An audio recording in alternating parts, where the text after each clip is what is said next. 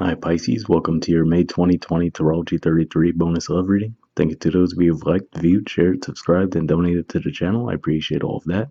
For those of you interested in booking a personal reading with me, I'm actually going to be taking some time off from that, but keep an eye out on the community section of the channel where I might make an update there if I start those up again soon, or worst case, by the time I do the June videos, I have an update for you guys then.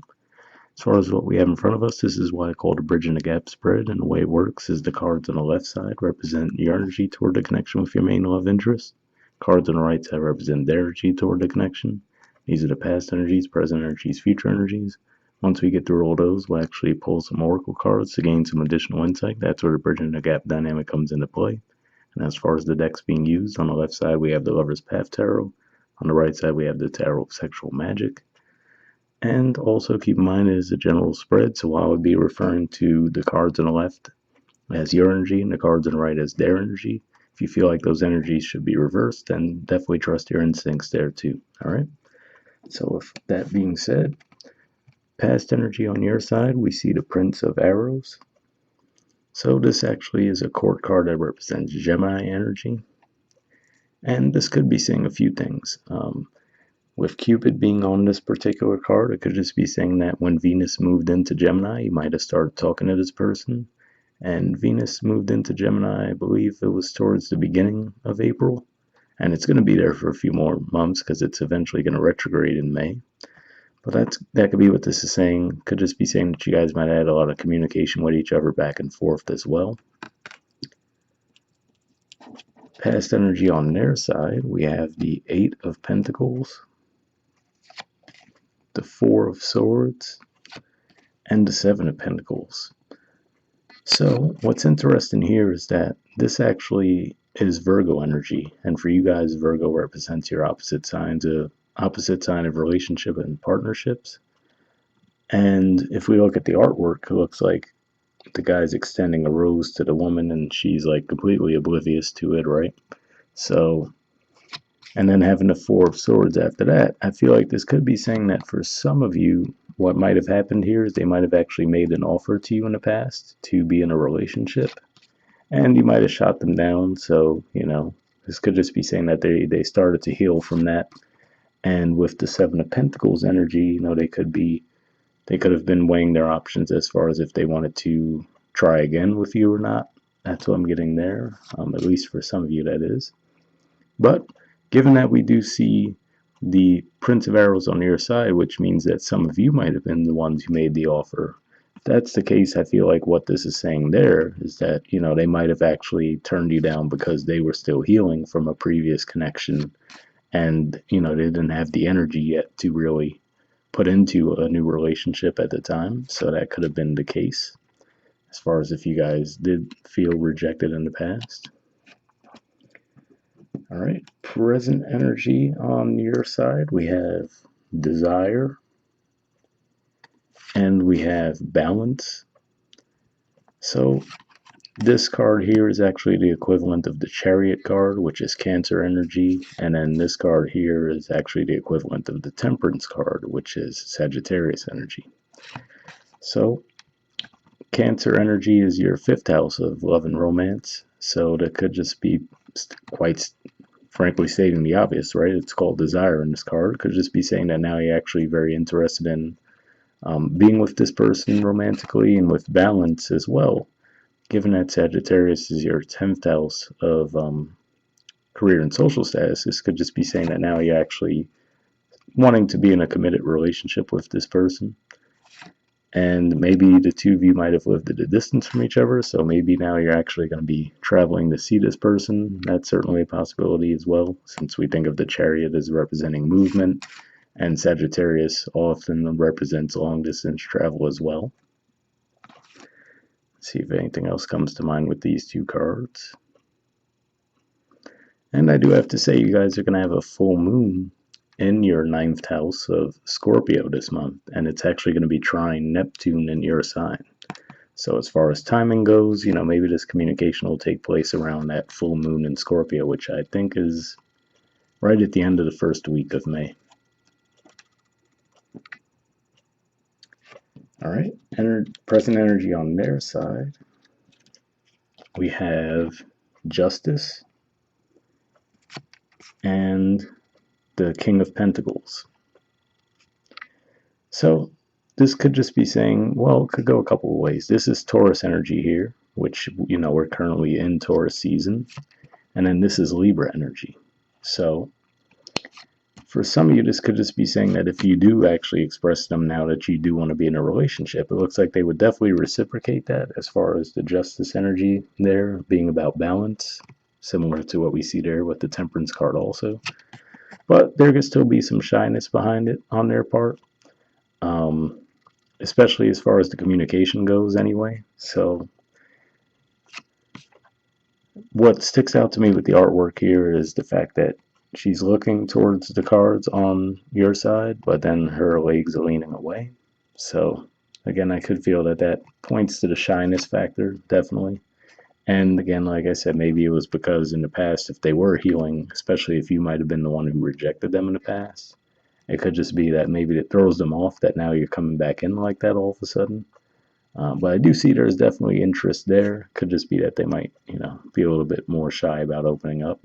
And like I said, maybe it's because of the fact that, if you guys had rejected them in the past, it just could come as a bit of a surprise to them that you've had a change of heart. But yeah, it does seem more likely that you guys would actually be the ones making the offer there. It's possible it could be the other way around, but for the majority of you, I feel like it's you guys making the offer. Future energy on your side, we have the Four of Cups in reverse, the Ace of Cups, and Awakening. So the Four of Cups is more Cancer energy, so again, back to fifth house matters for you guys. And when it's in the upright, it usually points to being disappointed, not satisfied with the offers coming your way. And with this in reverse, I feel like you're coming out of that energy now. So again, it could represent an energy of fulfillment.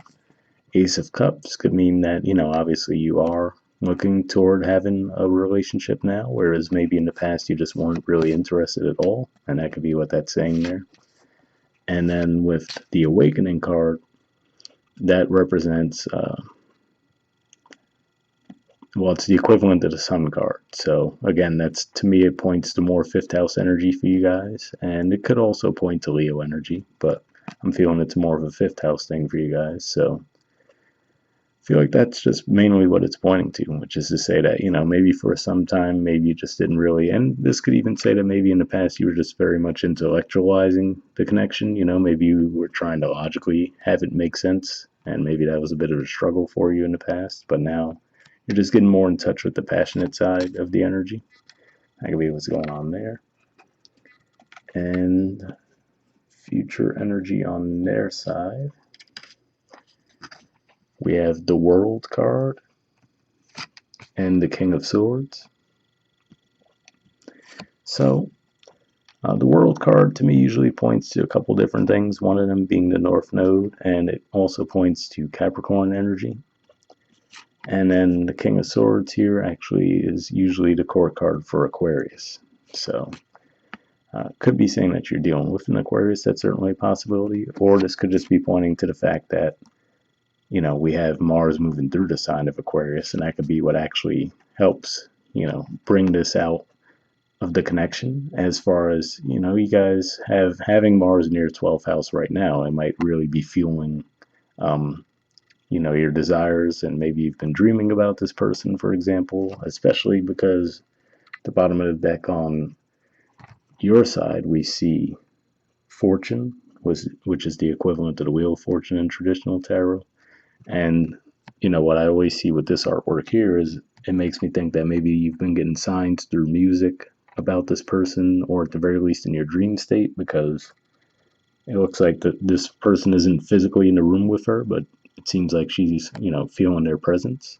So it could just be saying that maybe, whether it's both, maybe you've actually been getting signs through music and in your dream world. I feel like maybe you guys just been getting some signs that are nudging you towards this person's direction now, and then seeing the energy on their side, that could be what it's pointing to when we see that King of Swords energy there. But far as view, this could just be saying that you're dealing with an air sign as well, because there's quite a bit of air energy. We had the Four of Swords there, which is Libra. Um, Justice card, also Libra energy. And then here, like I said, it's technically Aquarius, but either way, a lot of air energy on their side. And bottom of the deck on their side is the Eight of Chalices. So to me, this is pointing to what I was feeling in the past energy, which was like I was saying with the Eight of Pentacles. I mean, both cards really kind of look like there's a sign of rejection there, right? Like I said, it looks like he's extending the rose and she seems to be oblivious to it or not interested. And then here with the Eight of Chalices, which is actually Pisces energy, so it's possible the cards on this side might be pointing to you guys, but with the Eight of Chalices here, we could see, looks like, I always say this looks like hot and cold, right? It looks like we see the red on their side, which is the passion, and then it looks like there's more of like a bluish type, icy type color on her side. So could just be saying that this is what fueled it all. Again, like I said, I feel like there was some kind of rejection in the past, whether it was you rejecting them or vice versa. So that's what I'm seeing there. But we'll see what the oracle cards add to the mix now. Oop. So I did pre-shuffle this deck before we started recording, and what I'm looking for here is just some jumpers. So first I'll be looking for any unspoken messages from you to them, and then from them to you. And if I shuffle for a while and nothing comes up, I just take that as a sign to keep moving on to the next oracle deck, since it's just a general spread, but we'll see what we get. So like I said, first we're looking for unspoken messages from you to them.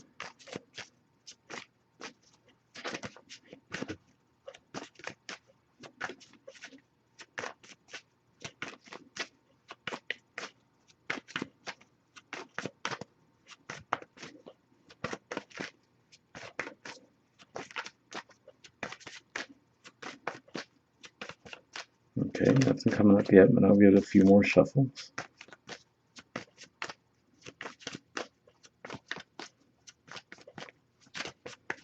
Okay, nothing there. So next we'll see if we get any unspoken messages from them to you.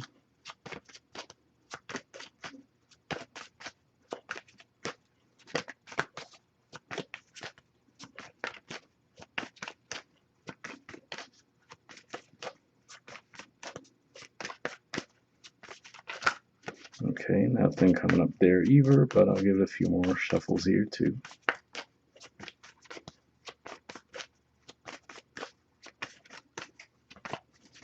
Yep, nothing there, so we'll move on to the Wisdom of the Oracle deck. Same situation here. I did pre-shuffle this deck, and we're just looking for one card here, and then we'll wrap up.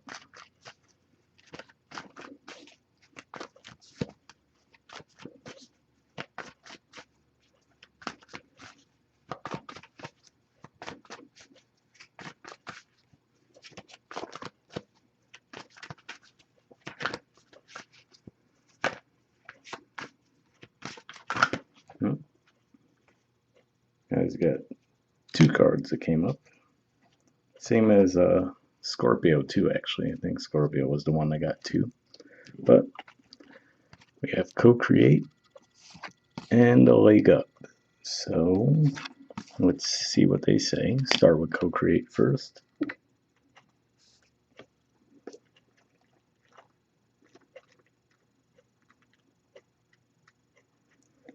Okay, it says creativity, art, inspiration, fruition, manifestation. The Oracle's message. You may not consider yourself a creative person, but in fact you are creating your reality every moment of every day via your thoughts, feelings, beliefs, intentions, and actions. Yet you must consider that you do so in partnership with spirit, consciousness, God, or whatever name you call your higher power. You are a spark of this intelligence that works through you, nudging you with inspired thought and intuitive guidance. You are a paintbrush that co-creates a beautiful, unique expression of your own individuality, blended with universal spirit. You are a product of divine inspiration, and now you're aligned with it to create miracles. When you view your life as art and know you co-create it, only beauty and grace result. Prepare to be amazed. So definitely an interesting message there. It almost gives me like that manifestation vibe, and maybe that's even what the fortune card is saying there, that now the wheels are in motion in a positive way. But hopefully that resonated for you guys. The relationship message says connections of the heart serve to inspire you, opening you up to new ideas you would have never come to on your own. You are looking in a mirror held up by this experience and seeing yourself in an unexpected way. Who is the extraordinary being looking back at you? You are going to be so happy that you kept your heart open. Your love is a unique work of art now, the very embodiment of beauty. So, I mean, obviously a pretty positive sounding message there. And like I said, it does look like things will progress in a positive way for you guys. So hopefully that resonated for you. And then the second card, we have a leg up. So we'll take a look at that too. Okay, we have receiving help, delegating authority, interdependence. The Oracle's message: you've come to a point where going it alone is no longer optimal for you. Life has a way of presenting you with the perfect people to align with who can give you a leg up during this next phase of your journey. Help comes to you in all areas of your life where you need a boost. The trick is to accept that aid so freely given. When you embrace interdependence, allowing teamwork and independence to commingle, miracles happen. Now is such a time.